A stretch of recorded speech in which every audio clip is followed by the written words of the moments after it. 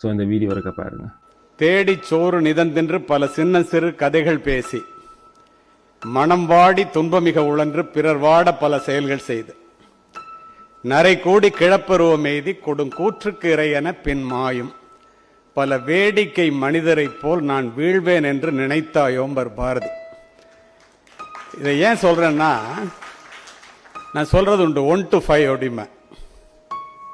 என்ன 1 to 5ன்னா, பாரதி சொன்னார், சாதாரணமாக பிறந்தோம், வளர்ந்தோம், உண்டோம், உறங்கினோம், முடி நரைச்சு போச்சு, தோல் சுருங்கி போச்சு, செத்து போயிட்டோம் என்பதற்காக கொடுக்கப்பட்ட வாழ்வு அல்ல என்று சொன்னதைப் போல, நீங்கள் அத்துணை பேரும் இந்த 1 to 5ன்னா ஒரு பொண்ணை கல்யாணம் பண்ணிக்கிறது, 2 குழந்தைய பேத்துக்கிறது, ஒரு 3 bedroom வீடு, 4 wheeler காரு, 5 digitல ஒரு சம்பளம், அது 20,000மோ 60,000மோ, கடைசி வரைக்கும் இஎம்ஐ கட்டியே செத்து போகிறது. அந்த மாதிரி இல்லாமல் ஒரு ஆண்டர்பிரினராக வரணும்னு நினச்சிங்க பாருங்க, அதுதான் உங்களுடைய தனித்துவமே. அதுக்கு தான் பாரதியை கோட் பண்ண. ஒரு மனிதன் வித்தியாசமாக சிந்திப்பதன் மூலமாக தன்னுடைய வாழ்க்கை பாதையை மட்டுமின்றி இந்த உலகத்தினுடைய வாழ்க்கை பாதையை மாற்றி காட்ட முடியும் என்பதுதான் இந்த தலைமுறையினுடைய மிகப்பெரிய கண்டுபிடிப்பு. அது என்ன வித்தியாசமான சிந்தனை? எல்லோரும் செல்லுகின்ற பாதையிலே நாமும் சென்றால் எல்லோரும் சென்றடையும் ஊரைத்தான் நாமும் சென்றடையும். யாருமே சாதிக்காததை நாம் சாதிக்க வேண்டும் என்றால் யாருமே முயற்சிக்காததை நாம் முயற்சிக்க வேண்டும். இந்த இடத்திலே ஒன்றை சொல்லுகிறேன். துணிந்து செல் என்று ஒரு தலைப்பை இங்கே சொன்னார்கள்.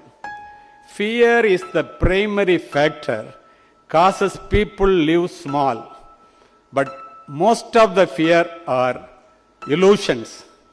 பயம்தான் ஒரு மனிதன் குறைந்த அளவிலே ஏழைகளாக வாழ்வதற்கு காரணம்.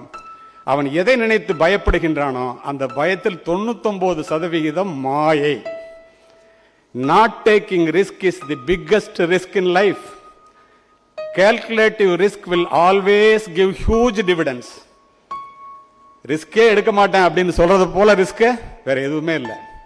My dear friends, please come out from the comfort zone. Don't join the cautious crowd that plays not to lose, play to win. பாதுகாப்பான சூழ்நிலையில் இருக்கணுங்கிற கூட்டத்தோட சேர்ந்துடாத, ரிஸ்க் எடுக்கணுங்கிற கூட்டத்தோட சேருங்க. அது கால்குலேட்டிவ் ரிஸ்கா இருக்கட்டும். செக்கு மாடு கூட செருக்கோடு நடக்கிறதா.